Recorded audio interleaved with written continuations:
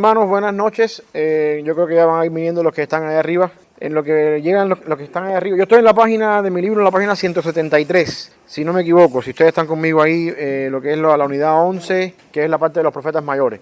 Los profetas mayores, unidad 1. Vamos a orar primero para comenzar y después entonces seguimos. Padre, te damos gracias por esta oportunidad, mi Dios, por esta bendición que tú nos das de estar aquí, Señor, de poder comenzar el año, Señor, y hacerlo de esta manera en tu casa. Ayúdanos a aprovechar el tiempo, Señor, a poder entender lo que tú nos quieres decir, Padre, y poder glorificarte a ti, Señor, mientras también nosotros entendemos tu palabra, Señor, y lo aplicamos a nuestra vida, mi Dios. En el nombre de Jesús. Amén. Bueno, el material de ustedes, este que estamos viendo, dedica bastante tiempo al libro de Isaías, si ustedes se dieron cuenta, en comparación con los demás libros del Antiguo Testamento. Hay una razón para eso. Isaías, alguien dijo por ahí una vez, y tiene cierta razón en eso, es que es como, viene siendo como el libro de Romanos del Antiguo Testamento. Romanos es un libro crucial en el Nuevo Testamento, habla de muchas doctrinas ahí. Isaías es uno de los profetas que mejor habla en cuanto a la profecía, que mejor describe ciertas cosas, tantas doctrinas hay ahí entrelazadas en Isaías, y es uno de los libros más cruciales en cuanto a cumplimientos mesiánicos de Cristo, en cuanto a profecías y también doctrinas que después en el Nuevo Testamento son mejor explicadas y mejor elaboradas, encuentran su nacimiento en Isaías. Por ejemplo, el caso de Isaías 53, el siervo que sufre, no, es el único, quizás uno de los pocos libros en el Antiguo Testamento que prefigura a la persona de Cristo como un siervo que sufre. Y de ahí, obviamente, cuando vemos al eunuco hablando en Hechos capítulo 11 con el etíope y Felipe conversando, se dan cuenta que de ahí hace la conexión con Cristo.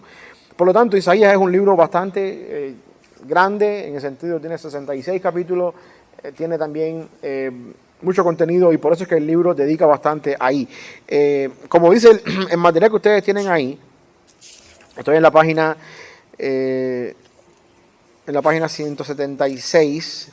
Ustedes pueden ver ahí que el libro del profeta Isaías se estructura en base a tres crisis fundamentales por las cuales el pueblo de Israel está pasando.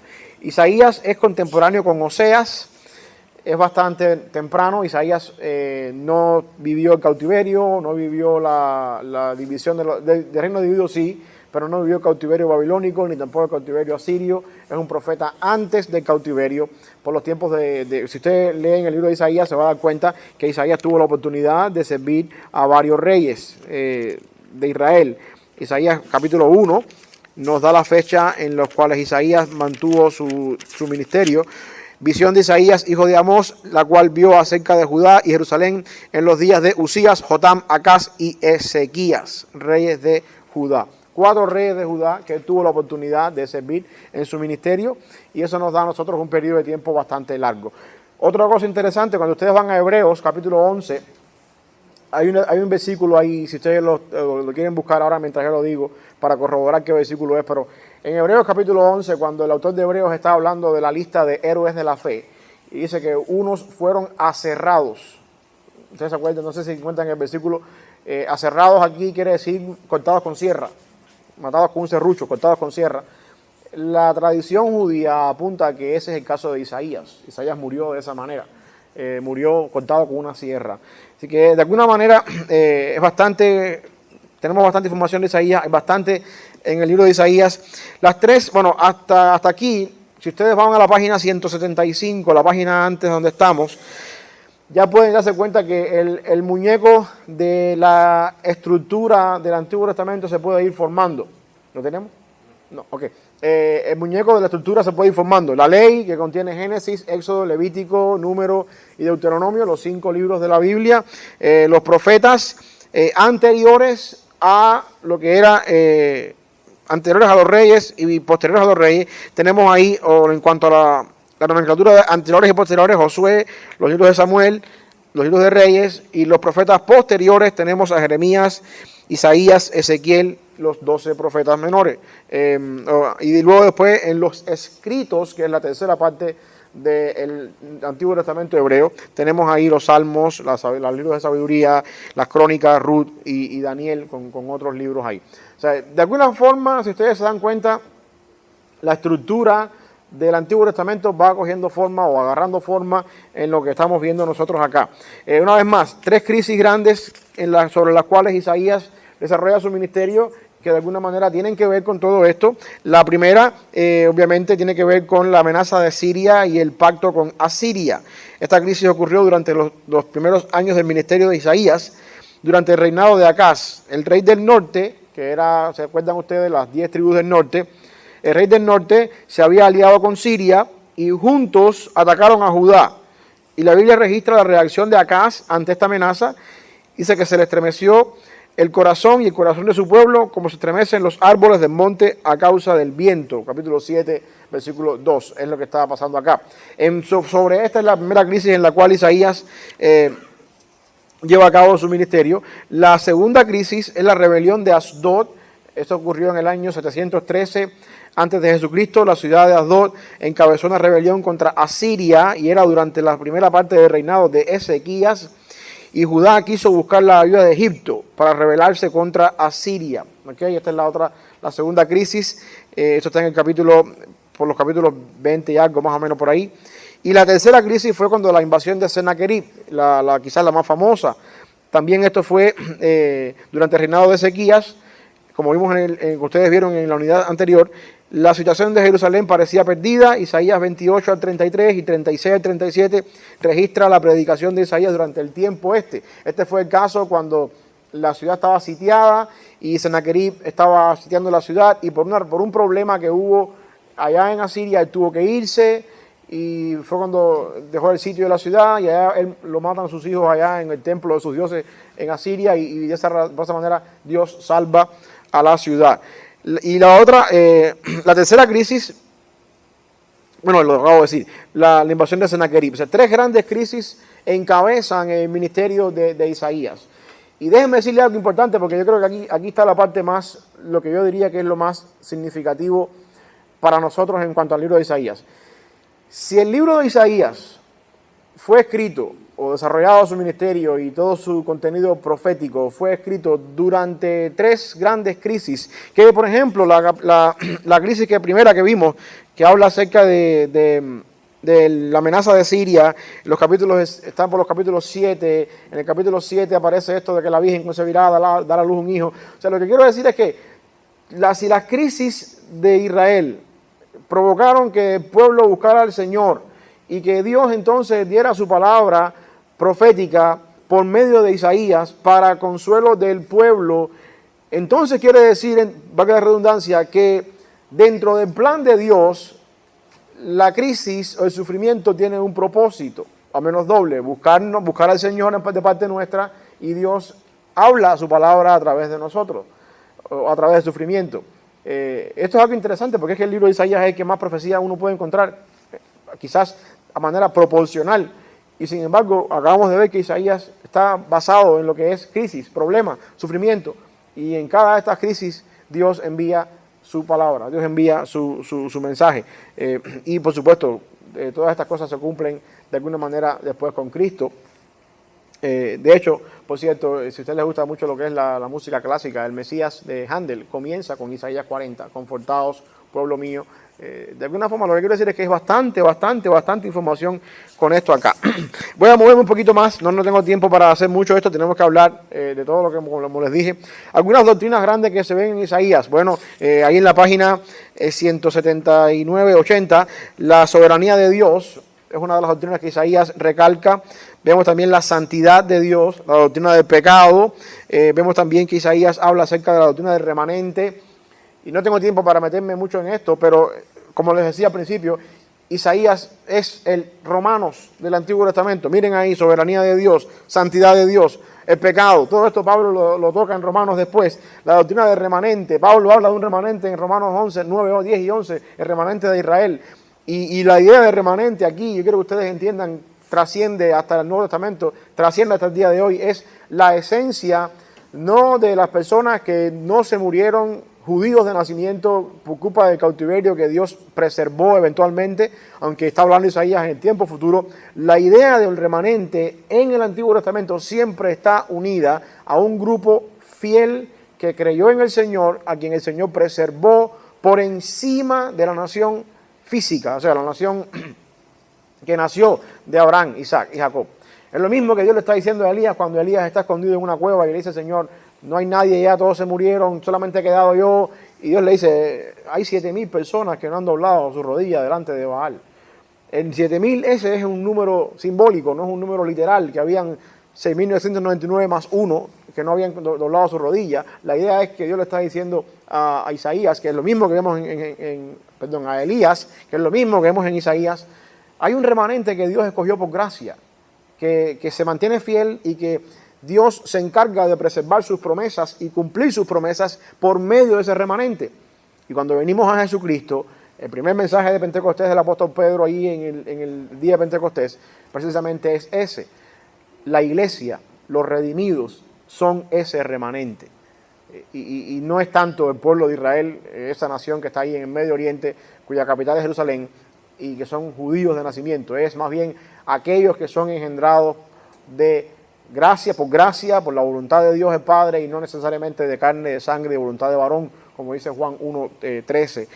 Que la idea está acá. Esas son algunas doctrinas importantes. La soberanía de Dios, santidad de Dios. Ustedes les queda eso en el libro ahí, el pecado. La idea de remanente, teniendo en cuenta que el remanente siempre es ese pueblo que preserva. El Mesías, que es el siervo del Señor, también es presentado en Isaías acá en muchas áreas. Y una de ellas es una persona que sufre. Y déjenme decirle algo, porque esto aquí trajo la forma en la que las personas interpretan la Biblia, de alguna manera trae implicaciones y trae eventualmente bendiciones o problemas. La idea de un Mesías para el pueblo judío siempre estuvo en un Mesías militar que iba a libertar a la nación del pecado, que iba a sacar a los romanos del poder y que iba a hacer de nuevo otra vez a restaurar el reinado de David. La idea del reinado de David es un reino unido, las 10 tribus del norte se van a volver a unir, vamos a tener un rey davídico para siempre, un linaje para siempre.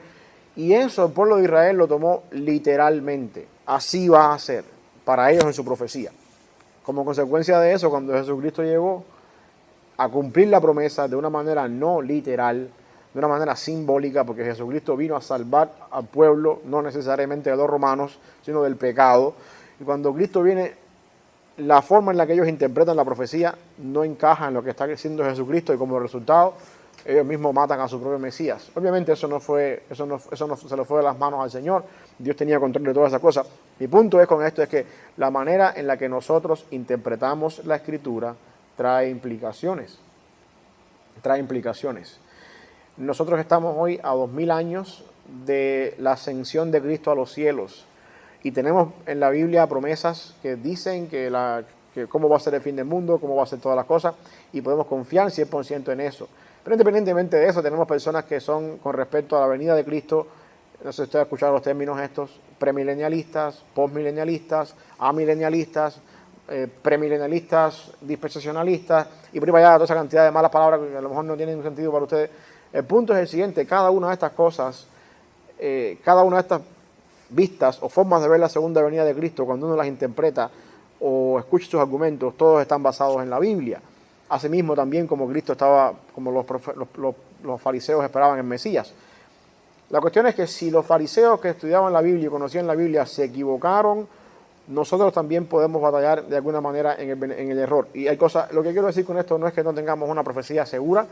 Cristo viene, yo no estoy diciendo aquí que Cristo no viene, nada por el estilo. Cristo viene, todo ojo le verá, los cielos se van a abrir. Lo que estoy diciendo es que cómo va a ser, no lo tenemos del todo dicho. Si va a ser 1000 años antes, 1000 años después, si no hay 1000 años. En esas cosas podemos discrepar y no estamos en el error. El hermano que es amilenialista no es un hereje. El hermano que es premilenialista no es un hereje. Tal vez está equivocado, pero no es un hereje. Y hay cosas en las que podemos estar ahí en el error. Todo esto para decir que, de alguna forma, la interpretación que le damos a la Biblia a nosotros trae implicaciones para nuestra vida. Ya sea buenas cuando la hacemos bien, o ya sea malas cuando la hacemos mal. Y estoy quizás yéndome un poco más al extremo de temas teológicos como el milenio y cosas así. Pero si usted es de las personas que piensa, voy a poner un ejemplo más al acceso nuestro. Si usted es de las personas que piensa esta teología que dice que Jesucristo hizo morir el pecado que mora en mí a través de la cruz del Calvario, por lo tanto yo tengo libertad para seguir pecando, esa interpretación de la Biblia lo va a llevar a usted a ser un pecador y usted no va a sentir dolor por el pecado, porque usted va a decir, ya mi pecado está pago, al cuerpo lo que le pidan y vamos a hacer lo que uno quiera. Y su interpretación de la Biblia lo va a llevar al error. Y con todo el error del mundo va a irse para el infierno. Lo que quiero que ustedes entiendan es eso. O sea, nos toca, es una responsabilidad nuestra entender lo que dice la Biblia, estar seguro de que la entendemos bien, asegurarnos de que nuestra interpretación es correcta y de alguna manera entrar por el carril de lo correcto.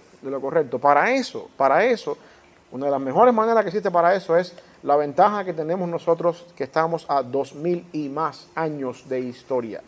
Cualquier cosa que usted quiera inventar o cualquier cosa que usted piense que usted descubrió en la Biblia, óyeme, créame que en 2000 años alguien ya lo pensó antes que usted. Alguien ya lo dijo, alguien ya lo pensó, alguien lo condenaron por hereje en algún momento de la historia por decir lo que usted está pensando, o alguien le celebraron su descubrimiento. Así que la mejor manera de nosotros estar seguros que estamos en lo correcto es, vamos a mirar atrás, yo no descubrí el agua tibia, y créame hermano, después de 2000 años no es mucho nuevo que vamos a descubrir, ya todo está descubierto. Es quizás indagar en lo mismo que hemos descubierto, y lo que se ha sido descubierto, cómo se aplica a nuevas formas de vida, según el mundo cambia. Pero es mirar atrás y estar seguro de que estamos en el patrón y en el medio de la ortodoxia. Eso sucede con el caso del Mesías siervo. El pueblo de Israel no lo vio venir y como resultado llegaron a ese problema. Voy a seguir avanzando, a menos que ustedes tengan alguna otra pregunta con respecto a Isaías. ¿No? Ok, voy a avanzarme hasta la unidad 12, que habla ya de los profetas mayores, segunda parte. Aquí está desde Jeremías hasta Daniel. Si ustedes se fijan en la página 179, en la 174 y 175, perdón, en esos cuadros que aparecen ahí, donde aparecen el esqueleto del Antiguo Testamento, se va a dar cuenta que Daniel está incluido dentro de los escritos y no es parte de los profetas. ¿Lo pueden ver?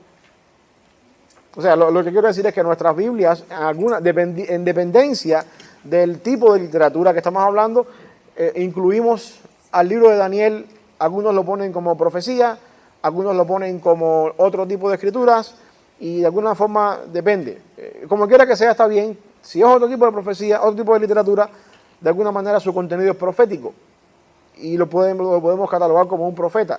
La razón por la que Daniel no está considerado un libro dentro de los profetas es porque Daniel escribió después, más tarde de ellos, es contemporáneo con los que están con profetas menores. Jeremías, una vez más, fue un profeta que lloraba por los pecados del pueblo, por la obstinación que ese pueblo de no arrepentirse, a pesar de la fuerte mensaje de esperanza que predicaba, y debido a que el libro no está escrito en orden estrictamente cronológico, se hace un poco difícil entenderlo. A Jeremías se le conoce como el profeta llorón, no porque sea un llorón, sino porque se lamentaba muchas veces por el pecado del pueblo. Lamentaciones fue escrito por él.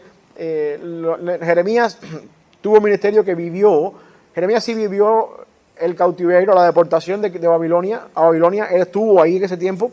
De hecho, si usted lee Lamentaciones, se va a dar cuenta cómo es que Jeremías llora. Cuando, por ejemplo, esta mañana estaba leyendo en mi tiempo devocional Lamentaciones 2 y estaba viendo precisamente el versículo 11 y 12. Y ahí dice, bien estricto, Jeremías diciendo aquí,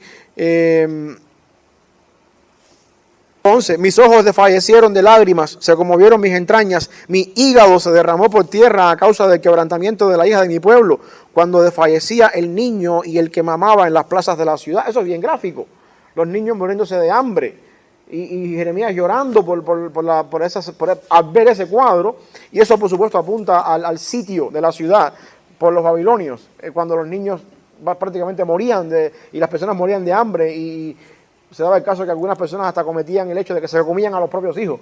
Eso está en la Biblia. Pero Jeremías es bastante gráfico al decir mi hígado se derramaba. No literalmente, obviamente, no, pero la idea judía es que del hígado brotaban las emociones, los sentimientos. Y de ahí, al derramar mis sentimientos en ver todas aquellas cosas. Jeremías es bastante gráfico en ese sentido. Se lamenta mucho por el pecado del pueblo. Predica mensajes de esperanza, Dios nos va a sacar de esto, Dios nos va a dar la oportunidad de ver la luz al final del túnel.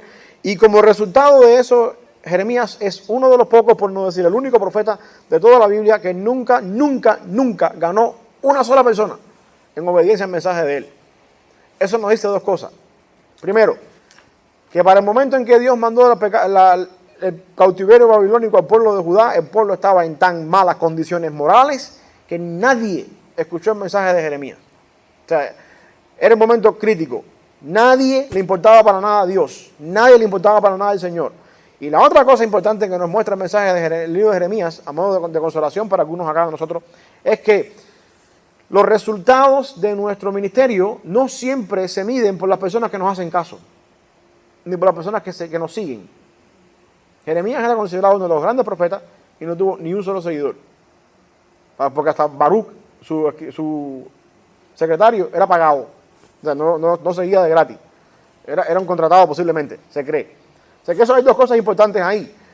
El pecado puede llegar a tan grande nivel en la vida y endurecer el corazón de las personas a tal modo que nadie escucha el mensaje del Señor. Y la otra cosa es que no siempre la persona que predica y nadie le escucha es un fracasado en el punto de vista ministerial. Lamentaciones, bueno, ya lo dije, 5 lamentos, 5 poesías, que es un canto cada una del dolor, el desánimo, el desaliento de todo lo que Dios había hecho, y se le atribuye a Jeremías como un llanto por todo lo que él tuvo que vivir por culpa del cautiverio que vio pasar. Ezequiel, también parte de los profetas, proclamó el mensaje del Señor a los exiliados. Ezequiel y Jeremías son contemporáneos. La única diferencia es que Jeremías está en Judá con los que están sufriendo el cautiverio y Ezequiel está en Babilonia. Ezequiel posiblemente fue llevado en la primera deportación. Y ustedes se acuerdan, si han estado siguiendo los miércoles con nosotros acá, que la deportación o el cautiverio se cuenta, los 70 años se cuentan a partir de la destrucción del templo en el 587-86, más o menos, aproximadamente. Pero antes de ese año hubo ya 2 deportaciones. La primera deportación y la segunda deportación fueron antes de que el templo se destruyera. Quiere decir que había cierta cantidad de personas judías que ya estaban en Babilonia, que no vivieron la destrucción de la ciudad, porque habían sido tomados cautivos antes de que se destruyera la ciudad. Por lo general, lo que los babilonios hicieron fue que estas deportaciones incluían, la primera y la segunda, incluían personas de dinero, personas de la alta clase, se los llevaban cautivos y los llevaban a Babilonia y dejaban siempre en Jerusalén la gente pobre. Eso tiene una manera de pensar estratégica.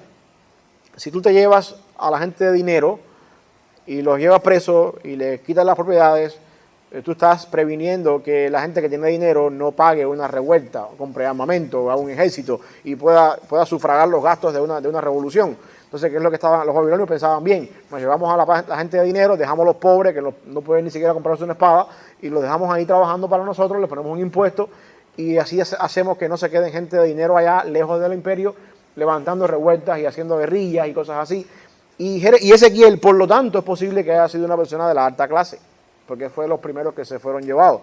Y también es posible que sea parte de las personas que estaban en el templo.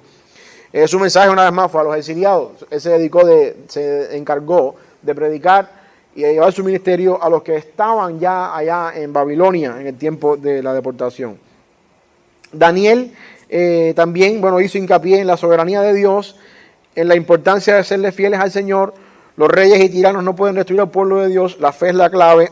El libro entero hace hincapié en la fe, pero particularmente en los capítulos 1 y 6. Y el libro de Daniel es uno de los primeros libros, por no decir el primer libro, en el Antiguo Testamento, y quizás el único libro en el Antiguo Testamento con un contenido apocalíptico. Debemos hacer una diferencia en esto.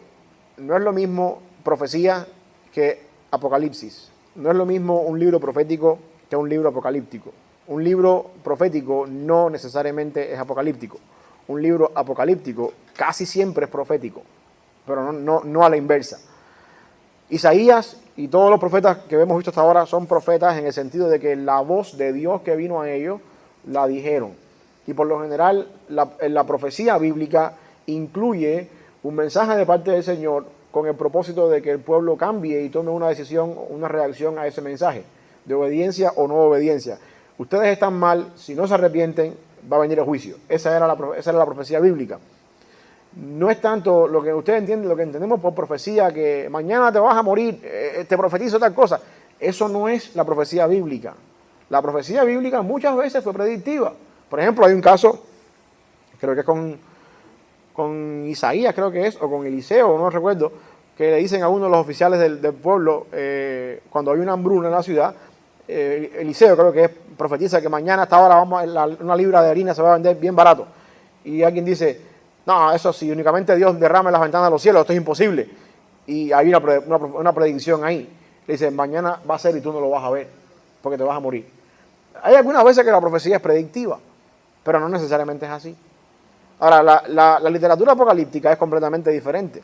La literatura apocalíptica tiene la intención de usar símbolos y ilustraciones con el propósito de dejar un mensaje encubierto. Esto es un tipo de literatura que se desarrolló o se empezó a desarrollar en el tiempo, en el periodo de los dos testamentos. Tiene mucha influencia, ¿cómo se llaman estos países que estaban antes? No, de donde era persa.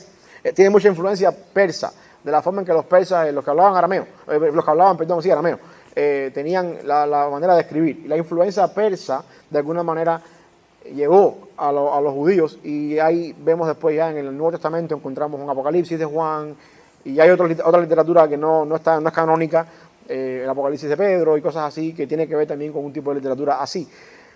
Pero Daniel es uno de los primeros que escribe de esta manera, y la idea del libro de Daniel es, otra vez más, ¿por qué estoy haciendo énfasis en esto, hermano? Y quiero que me entienda por dónde voy en esto. La literatura apocalíptica no tiene la intención de ser interpretada literalmente. Cuando Daniel soñó con una estatua que estaba compuesta de oro, de plata, de bronce y de barro con hierro, aunque él vio una estatua, detrás de todo eso hay un mensaje. Cuando Daniel vio 4 bestias, cada bestia tiene un significado. No es que la bestia tenía 4 cabezas. Cuando vamos a Apocalipsis encontramos la bestia que sale del mar con 7 cuernos, con 10 cabezas y no sé qué cosa, y el cuerno se le cortó. Todo eso tiene un significado. No es literalmente así.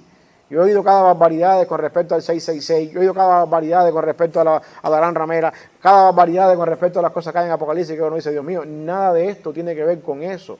Por lo general, dentro de cada significado oculto, o la forma de descifrar el significado oculto en cada profecía apocalíptica, es el uso que se le da a los términos que hay ahí. Por ejemplo, cuando la Biblia habla, en Apocalipsis se habla de esa bestia que salió del mar y tenía 10 cuernos, y un cuerno fue cortado y después un cuerno más pequeño salió otra vez. Uno empieza a ver aquello y automáticamente empieza a pensar en el Apocalipsis de los zombies y gente de los cuernos.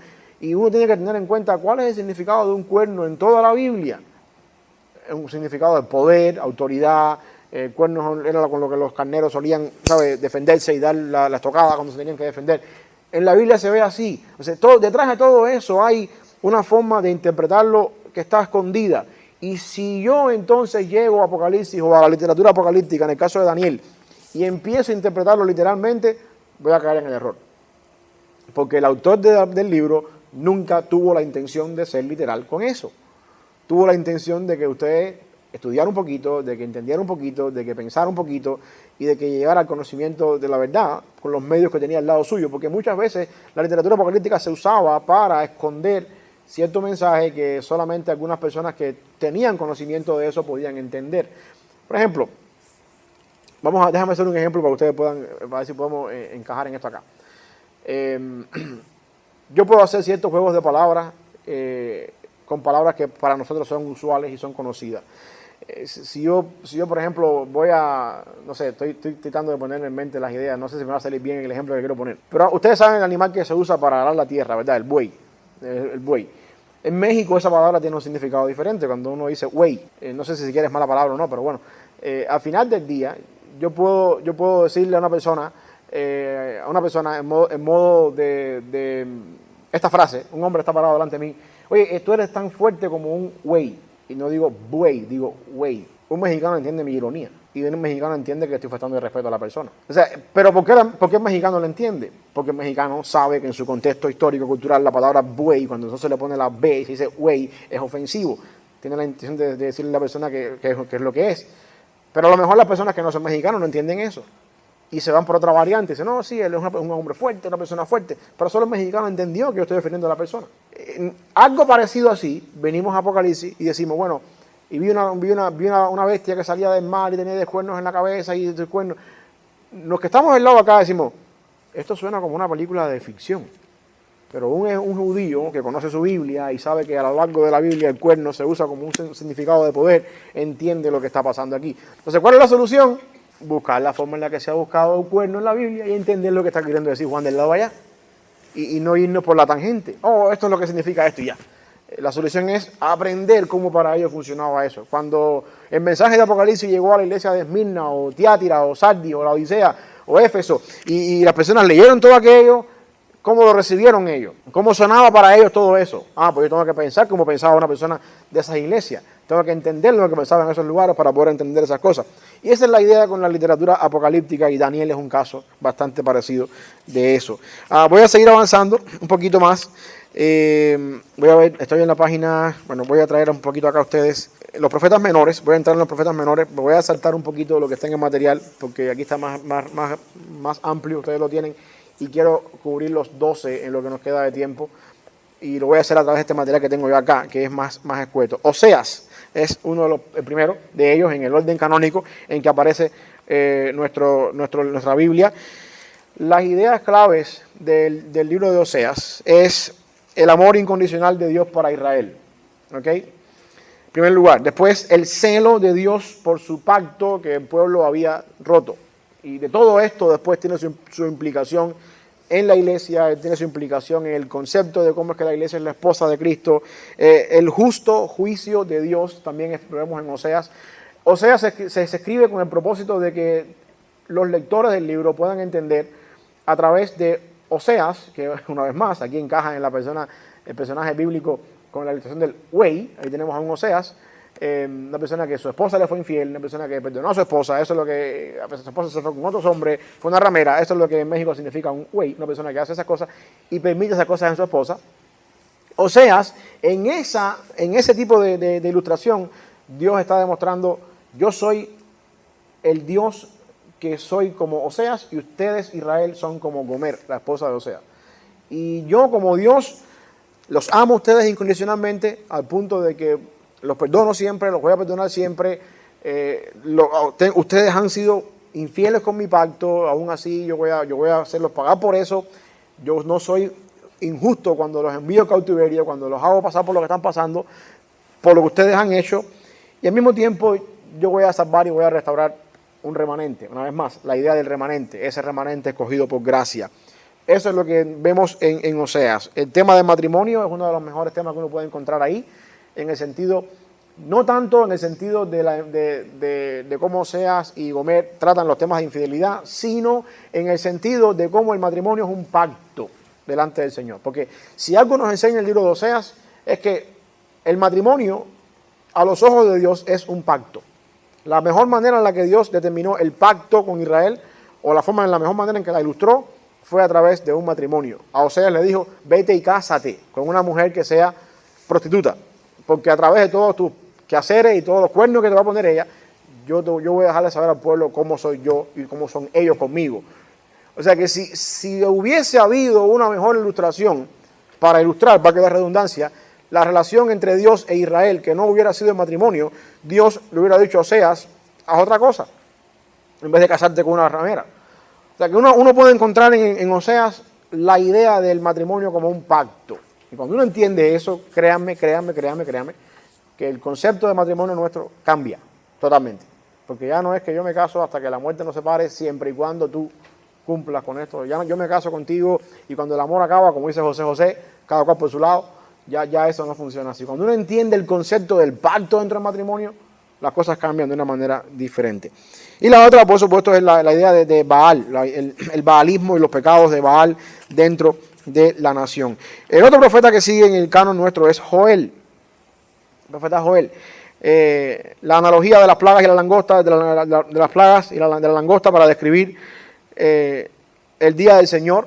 El Señor, el día del Señor se muestra como algo catastrófico, algo que es horrendo, y se ilustra con plagas. Las plagas tenían un efecto devorador en las cosechas en aquel tiempo, así que era algo bastante fuerte para ellos y lo entendían muy bien. El derramar del Espíritu Santo sobre toda persona, como un preludio para el juicio, y Oseas está hablando básicamente, o al menos tenemos a Pedro diciendo en el Pentecostés, aquí se cumplió el libro de Joel. cuando el Espíritu fue derramado a cada persona. Por lo tanto, que de alguna forma u otra, cierta parte de lo que Joel profetizó se cumplió en el Pentecostés, a menos si Pedro lo dice, ¿quién somos usted y yo para negarlo? Y también, bueno, eso, la analogía de las langostas, de las plagas con el juicio del Señor. Esto es algo que uno puede ver bastante en Oseas y lo puede encontrar ahí, la idea del día del Señor. Oseas, su mayor propósito es demostrarle a los oyentes cómo va a ser ese día. Un día horrendo, un día de juicio y un día terrible para aquellas personas que no estén caminando en el Señor. Y es importante, hermano, que ustedes entiendan algo. Cuando nosotros hablamos del día del Señor, o si yo les preguntar a ustedes ahora, el día del Señor, ¿a qué se refiere? ¿Qué dirían ustedes? A ver, por lo menos tres, que me digan algo. ¿Cuál venida? ¿Cuál venida? ¿Que alguien más? Otra idea. Muere, ok. ¿Alguien más? A ver, por esta fila de aquí. Cuando yo digo el día del Señor, ¿qué ustedes entienden? La segunda venida, cuando Cristo venga. Ok. Eso es lo que todo el mundo entiende. Y o sea, eso es la mayoría de las personas entienden eso y no está del todo mal.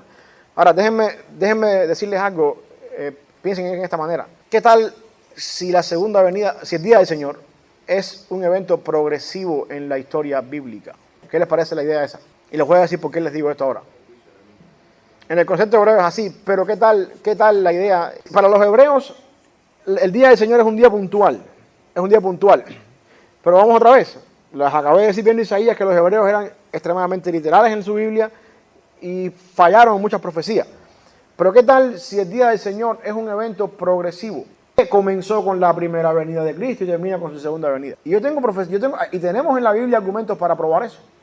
Cristo dice, el reino de los cielos es semejante a un grano de mostaza, que se siembra, crece, da frutos, y todas las ramas, todos los árboles del cielo vienen a dar fruto en él. O sea, hay un proceso. Se siembra la semilla, crece la semilla, y eventualmente todas las naciones del mundo vienen a dar fruto en él. Tenemos otro ejemplo más. Cristo está hablando la parábola de la cizaña y el trigo. El sembrador salió a sembrar y cayó y puso semilla, sembró semilla. Después vino el enemigo y puso la cizaña y las dos crecieron juntas. Y después cuando los discípulos le dijeron, Señor, explícanos esta parábola, él dijo, bueno, esto es el mundo. El sembrador es, por supuesto, el mensaje del evangelio. Y el enemigo es el que hace lo otro. Al final del tiempo se va a saber quién es sí y quién es no. ¿Qué tal si el día del Señor, al menos Joel dice que parte del día del Señor se cumplió? Me voy a demorar un poquito con esto. Pero cuando usted va a Pedro, a Hechos, en el Pentecostés, cuando Pedro está predicando en el Pentecostés, en Hechos capítulo 2, el primer discurso de Pedro, el capítulo 2, versículo del 16 hasta el 21, dice, mas esto, Pedro diciéndole al pueblo, esto es lo dicho por el profeta Joel. En los postreros días, dice Dios, derramaré de mi espíritu sobre toda carne, vuestros hijos y hijas profetizarán, vuestros hijos jóvenes verán visiones, vuestros ancianos soñarán sueños, y de cierto, sobre mis siervos y sobre mis siervas, en aquellos días derramaré de mi espíritu y profetizarán, y daré prodigios arriba en el cielo y señales abajo en la tierra, sangre y fuego, vapor de humo, el sol se convertirá en tinieblas, la luna en sangre, antes que venga el día del Señor grande y manifiesto, y todo aquel que invocar el nombre del Señor será salvo. Ahí terminó la cita de Pedro a Joel, y después sigue diciendo, varones israelitas, hoy van. Pedro citó, si usted tiene su Biblia, si usted tiene la Biblia que uso yo, después de la palabra salvo aparece una letra pequeñita, ¿no es verdad? Esa letra pequeñita abajo, en mi Biblia es una B. Abajo dice que eso está en el versículo 21, 2:21, y eso nos apunta a Joel 2, 28 al 32. Cuando uno va entonces ahí a Joel 2, 28 al 32, la palabra del Señor en Joel 2, del 28 al 32, después de este tiempo derramaré mi espíritu. Esto fue lo mismo que Pedro citó, el 32, y todo aquel que invocar el nombre del Señor será salvo, porque en el monte de Sión y en Jerusalén habrá salvación, como ha dicho Jehová, y entre el remanente el cual él habrá llamado. Sin embargo, Pedro no leyó la última parte del versículo. ¿Se dan cuenta de lo que quiero decir? Pedro no terminó la cita del versículo 32 de Joel. Y la última parte, Pedro llegó hasta salvo nada más. Y todo el que invocar el nombre del Señor será salvo. Hasta ahí terminó Pedro. Pero Pedro, te faltó una parte del versículo. Porque dice que en el porque en el monte de Sión y en Jerusalén habrá salvación, como ha dicho Jehová, y entre el remanente, el cual él habrá llamado. Esa parte, Pedro, te faltó. ¿Qué pasó con Pedro aquí? ¿Por qué ustedes creen que Pedro no terminó esa parte aquí? Porque hasta ese momento, hasta será salvo, incluía la parte que Pedro estaba profetizando. Lo otro, salvación en Jerusalén, esto es Cristo. Lo otro no ha terminado todavía. Es parte de la predicación del Señor. Lo que quiero que ustedes vean con esto es que existe la posibilidad de que el día del Señor para los judíos no es un momento puntual. Es un momento que comenzó con la venida del Espíritu Santo, con Cristo obviamente, porque ¿cuál fue el mensaje de Juan el Bautista? Arrepiéntanse, ¿por qué? Porque el reino de los cielos se ha acercado. O sea que de alguna forma empezó de alguna manera y terminará en algún momento futuro, aunque hay un periodo. Y cuando uno lo mira desde fuera dice, oh, el día del Señor termina en tal momento. Pero puede ser que sea el caso de un periodo prudencial, que en algún momento determinado nosotros estamos caminando hacia el cumplimiento de esa parte futura, en que Cristo eventualmente va a terminar de cumplir su promesa y su plan de salvación cuando estemos con los cielos. En teología, eso se llama la escatología inaugurada, lo que Jesucristo comenzó con su venida, con su muerte, con su resurrección, y eventualmente la escatología final, cuando Cristo venga al final del tiempo. Existe la posibilidad, solamente les digo eso, existe la posibilidad de que el día del Señor sea un proceso, y los autores del Nuevo Testamento encuentran la venida de Cristo y encuentran la muerte del Mesías y la ascensión y la resurrección y todos esos eventos como lo que marcó el comienzo de los últimos días. Hebreos dice, en estos postreros días el Señor nos ha hablado por el Hijo. En otras palabras, los últimos días comenzaron desde que Jesucristo ascendió a los cielos. Y eso lo dice Joel, y yo sé que me alargué un poquito con eso. No quiero, solamente les quiero poner a pensar, ¿ok? Después tenemos a Amós, sigue Amós, las ideas de Amós. Dios hace a las naciones responsables de sus políticas sociales. Dios, independientemente de que es el Dios de Israel, en Amós empezamos a ver cómo es que Dios de alguna forma tiene control, dominio sobre las demás naciones. Israel no va a escapar del juicio de Dios en el día del Señor, una vez más. Y esto se conecta de alguna manera con el año 70, cuando el templo se destruyó, pero no tampoco vamos a entrar ahí en mucho énfasis con eso. La verdadera adoración tiene que ver con la justicia social, ambas van de la mano. Tú no puedes decir que tú eres una persona que hace lo recto y al mismo tiempo, o sea, tú no puedes adorar a Dios sin ser una persona que hace lo recto. Eso lo vemos también en el libro de Amós. Y Dios va a restaurar ese remanente, el remanente fiel que Él ha escogido por gracia. También Amós prevé o profetiza el desastre del norte, del reino del norte, cómo es que van a ir al cautiverio por culpa de su injusticia, por todo lo que ellos habían hecho. Llama a las personas a arrepentirse y sin embargo no hay ningún arrepentimiento. Eso es básicamente el libro del profeta Amós. Después de Amós tenemos ahí en nuestra Biblia, nos sigue Abdías, profeta Abdías. En Abdías encontramos que Dios es soberano. En Abdías también encontramos el principio de la retribución de Dios. Dios retribuye a cada cual lo que hace, sea bueno o sea malo, y también la restauración de Israel. El libro de Abdías nos demuestra de que Dios no es injusto en retribuirle al pueblo el pecado, la paga del pecado que ellos habían estado fallando al Señor por siglos. Y eso lo vemos también ahí con respecto a la nación de Edom. Abdías habla también con respecto al juicio contra Edom. Edom eran los hermanos de Israel, hijos de Esaú, que de alguna forma se negaron a ayudarlos a ellos y se burlaron del pueblo de Israel cuando el cautiverio llegó, cuando fueron cautivados, y Dios les dice a ellos, por cuanto ustedes se burlaron de sus hermanos, también les va a tocar lo suyo. Dios no es injusto en ese sentido. Después de Abdías, seguimos ahí con Jonás. Ustedes conocen bastante de Jonás, espero que sí. En Jonás tenemos acá, Dios es justo en ser misericordioso. Una de las cosas que encontramos aquí es importante. Dios es justo en ejercer misericordia. La misericordia no es algo que nos merecemos. La misericordia es algo que Dios hace porque Él quiere y eso no interviene en su justicia. Dios se deleita en los pequeños pasos que nos llevan hacia la dirección correcta. El pueblo de Nínive lo único que pudo hacer fue arrepentirse, orar, llorar, clamar al Señor y esperar en el Señor. Y esos pequeños pasos dieron, por supuesto, hicieron que Dios no destruyera la ciudad. Dios se agrada cuando nosotros damos pequeños pasos que parecen insignificantes hacia la mejoría y la perfección. Y también, bueno, Dios es propenso a dar segundas oportunidades. Dios es el Dios de las oportunidades. Eso lo vemos también en Jonás. Cuando la ciudad se arrepintió y siendo una ciudad pagana, Dios les dio a ellos otra oportunidad.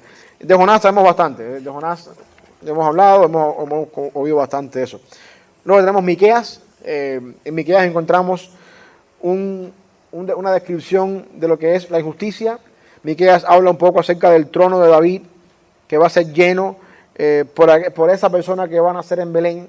De Miqueas fue de donde Herodes se enteró por los sabios de que el niño Jesús o el Mesías iba a nacer en Belén y mandó a los magos para allá.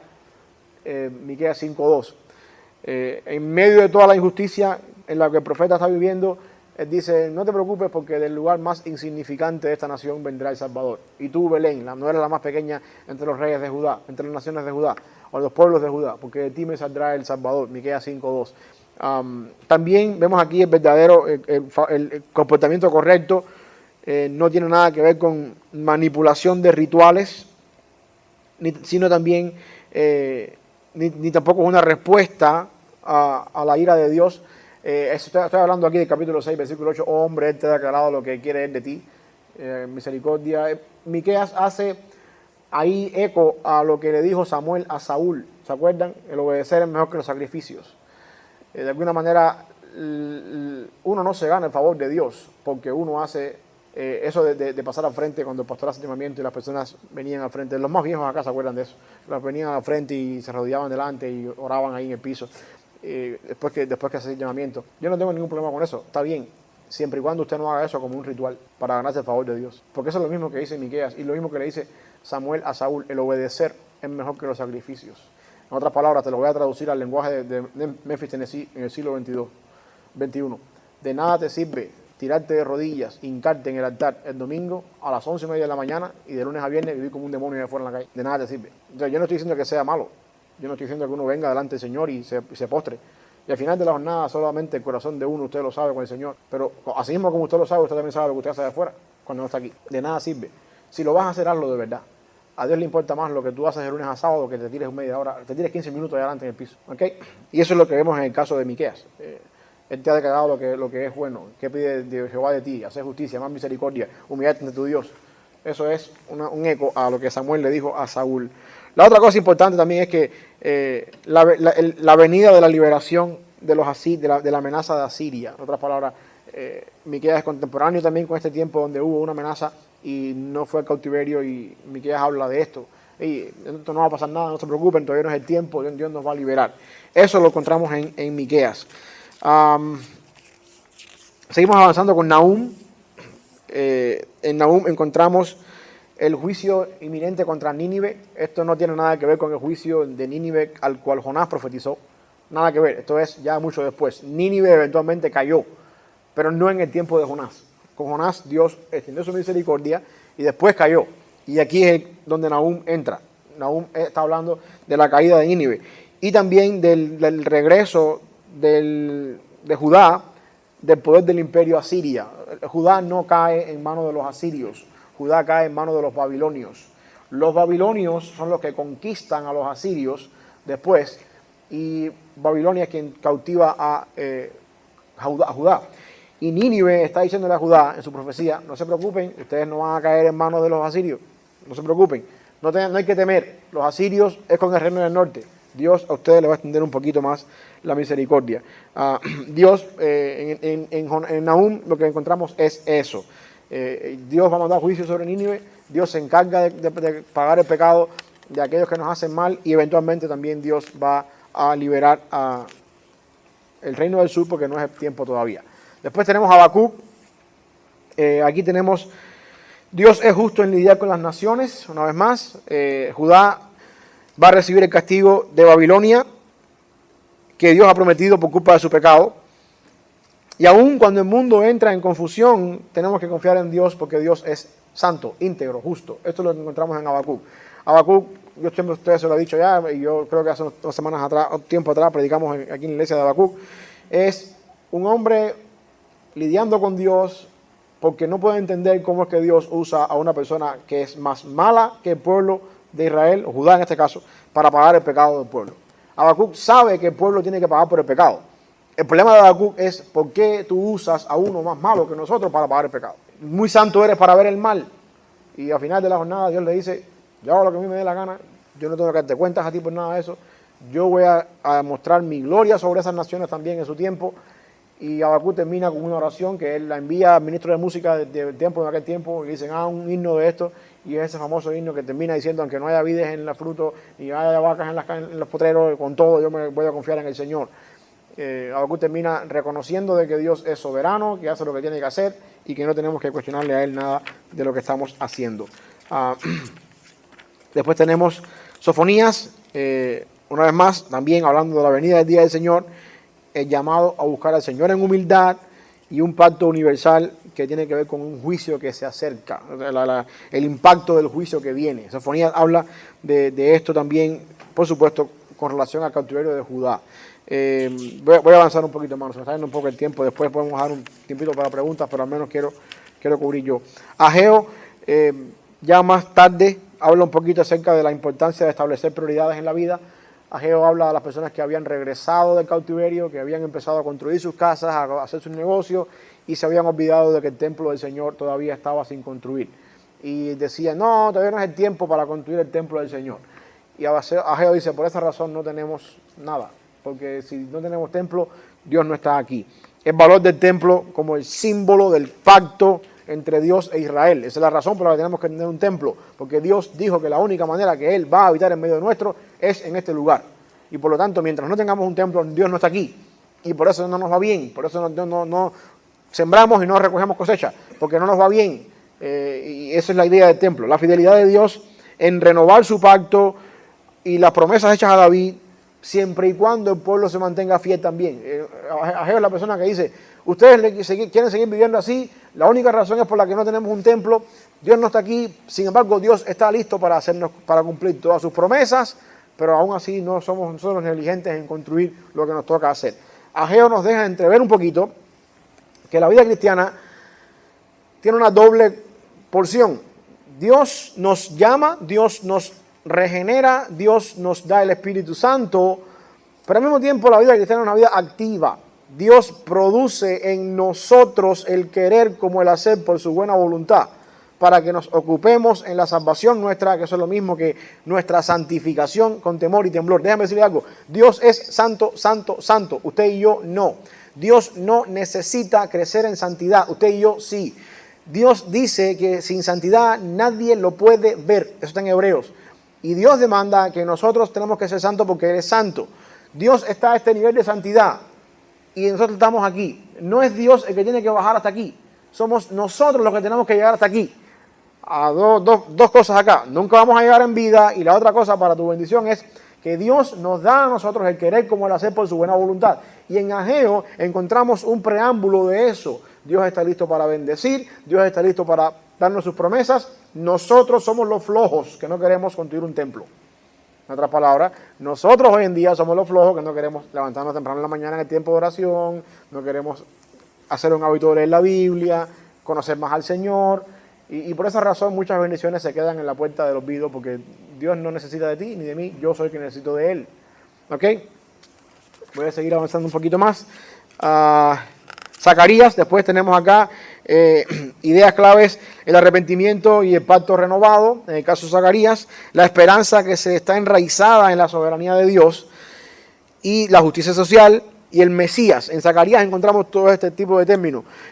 Dios trae arrepentimiento, Dios trae una restauración del pacto, Dios también nos da esperanza, y la esperanza del Señor no falla, porque la esperanza que Dios nos da está enraizada en la soberanía de Dios.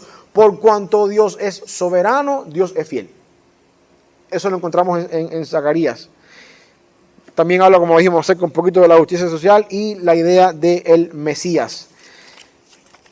Y también, ya por último, Malaquías. Malaquías, último libro del Antiguo Testamento, el deseo de que a Dios se le adore de corazón, la adoración de Dios de corazón. Dios espera la fidelidad en el pacto, en este caso el matrimonio, pero el matrimonio acá es el pacto.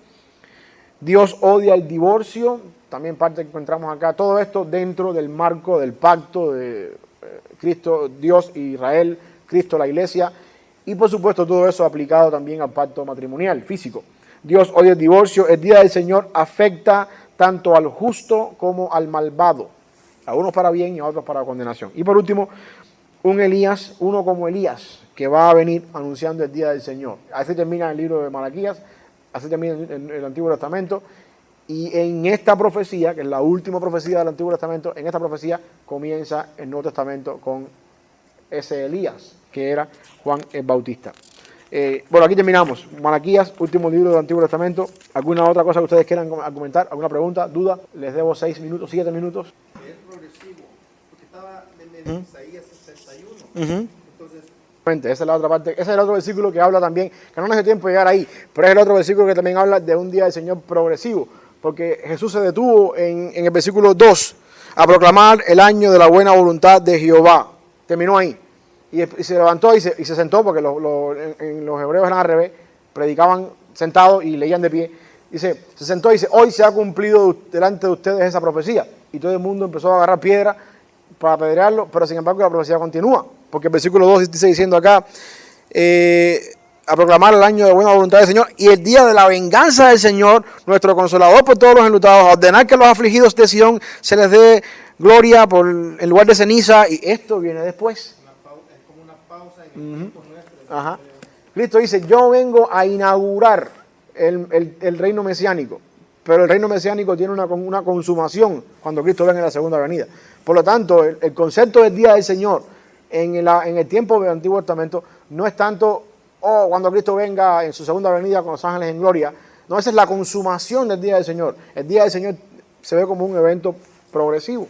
Al menos así lo describe Cristo en el Antiguo Testamento. Y eso fue lo que los fariseos no entendieron. Porque ellos esperaban que la entrada triunfal de Jerusalén era la entrada triunfal. ¡Hosana, hosana! Y cuando Jesús entra a Jerusalén, hace lo contrario de lo que estaban esperando, discute con los fariseos, vira las mesas al revés, lo ungen en Betania, maldice la higuera estéril y dice, este tipo no puede ser. Y entonces toda esa algarabía de hosana se convirtió en un rencor. Este es un traidor, crucifícale, una semana después. Pero en realidad, ¿por qué razón? Porque su interpretación del concepto del día del Señor era algo puntual, único. Y Cristo dice, no. La parábola de la semilla de la cizaña. Las dos crecen juntas, pero las ciegas al final. La mostaza se siembra, el árbol crece y las aves del nido de los cielos vienen y hacen nidos en ella. Pero hay un proceso. La semilla se sembró, hay un crecimiento. Al final es que viene todo. Hay una manera de ver las cosas que es progresiva, al menos así se ve en el día del Señor.